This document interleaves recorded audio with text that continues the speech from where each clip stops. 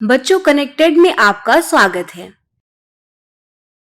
बच्चों, आज हम कवि सर्वेश्वर दयाल सक्सेना द्वारा रचित एक कविता पढ़ेंगे। उन्होंने अपनी कविता शाम एक किसान में प्राकृतिक संसाधनों का मानवीकरण करते हुए उन्हें सजीवों की भांति वर्णित किया है। इस कविता में उन्होंने सर्दी की शाम को रातें बदलते हुए दिखाया है। तो चलिए अब हम कविता पढ़ते हैं। आकाश का साफा बांधकर सूरज की चिलम खींचता बैठा है पहाड़। इस कविता में कवि ने सर्दियों की लुभावनी शाम का प्राकृतिक चित्रण किया है। कविता की पहली कुछ पंक्तियों में हम देखते हैं कि कवि ने पहाड़ को एक किसान के रूप में दिखाया है जो आकाश को साफे की तरह बांधकर बैठा हुआ है।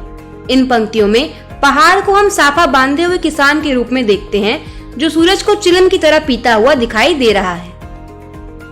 घुटनों पर पड़ी है नदी चादर सी, पास ही दहक रही है पलाश के जंगल की अंगीठी, अंधकार दूर पूर्व में सिमटा बैठा है भीड़ों के गल्ले सा।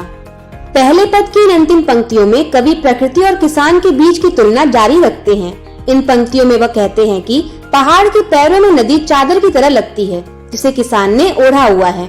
कुछ ही दूरी पर मौजूद पलाश के पेड़ों पर लगे लाल लाल फूल किसी जलती हुई अंगीठी के समान दिखाई देते हैं।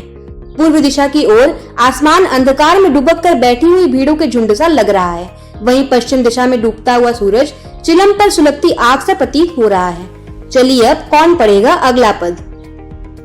अचानक बोला मोर जैसे किसी ने आवाज दी, सुनते हो? चिलम आंधी धुआं उठा, सूरज डूबा अंधेरा छा गया। अब कविता का अंतिम पद पढ़ते हैं। इन पंक्तियों में शाम का शांत वातावरण है। तभी अचानक एक मोर की आवाज सुनाई पड़ती है। ऐसा प्रतीत होता है मानो किसी ने आवाज लगाई हो, सुनते हो? ऐसा लग रहा था जैसे वह किसान को बुला रहा है और कह रहा है, सुनते हो? चलिए देखते हैं कि आगे क्या होता है। इस दृश्य के बाद ऐसा दिखाई देता है जैसे किसान के हाथों से चिलम गिर गया है, धुआं उड़ता है और सूरज डूब जाता है। यहाँ इसका अर्थ यह है कि जैसे ही किसान ने चिलम को गिराया, पश्चिम में सूर्य अस्त हो गया और बादल आकाश में गायब हो गए। जैसे ही सूरज डूबता है, चारों तरफ अंधेरा छा जाता है। अब कविता की पुनरावृत्ति करते हैं। कवि कविता के माध्यम से सर्दियों की शाम की एक जीवंत तस्वीर उकेरते हैं। वह पहाड़ों की तुलना किसान से और सूरज की तुलना किसान की चिलम से करते हैं। आकाश के बादलों की तुलना किसान की पगड़ी से करते हैं। पहाड़ के नीचे बहने वाली नदी को किसान द्वारा ओढ़े हुए चादर के रूप में चित्रित करते हैं। दूसरे श्लोक में हम देखते हैं कि किसान को एक मोर द्वारा बुलाया जा रहा है जिसे सुनते ही किसान के हाथों से चिलम गिर जाती है। आगे हम ये देखते हैं कि सूरज अस्त हो गया है, बादल गायब हो गए हैं और आसमान में अंधेरा छा गया है। बच्चों, अब कविता के आधार पर कुछ सवाल देखते हैं।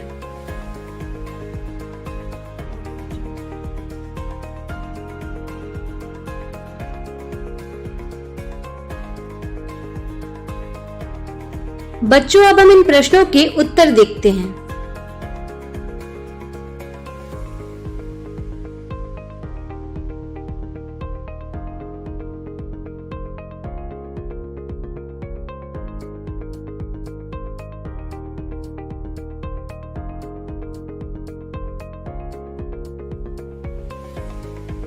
बच्चों, अब हम रूपक अलंकार को समझने की कोशिश करते हैं। इस कविता में हम देख सकते हैं कि कवि ने सर्दियों की शाम में पहाड़ को एक किसान के रूप में चित्रित किया है।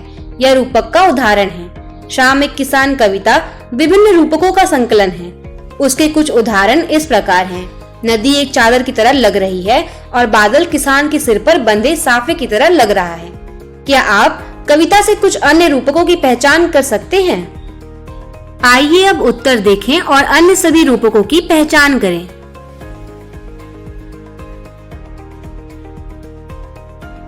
तो बच्चों, कैसी लगी आपको यह कविता?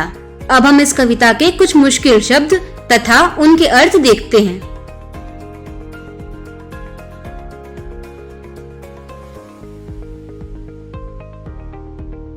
चलो बच्चों, अब भाषा की बात करें। अपनी किताब से भाषा की बात का पहला सवाल पढ़ें और अपनी कक्षा में चर्चा करें। चलिए अब जवाब देखते हैं। इन पंक्तियों में सा सी का प्रयोग उन शब्दों के साथ किया जा रहा है जिनकी उपमा दी जा रही है। जैसे नदी चादर सी का अर्थ चादर के समान नदी से है। इन पंक्तियों में तुलना और समानता दिखाई जा रही है। बच्चों, आज का पाठ यही समाप्त होता है। धन्यवाद।